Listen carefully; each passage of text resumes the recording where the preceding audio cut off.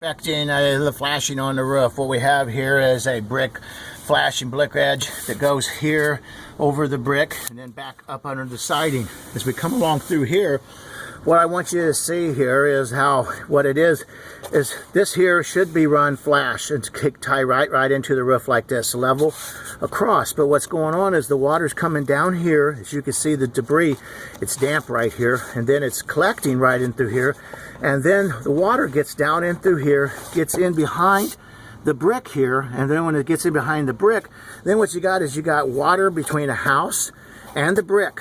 And when you get that, then you got moisture issues, you have mold issues, and eventually, if it gets enough water and moisture, it's going to create the rotting of your stud wall. But now that's one thing here that's also happening, but I'm also worried about snow.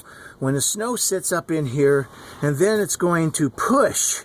It's going to push up in behind here and back in behind the siding, behind of the brick edge. So then what you have is you have another issue on top of that. So I'm more worried about the ice damming even and snow from the snow.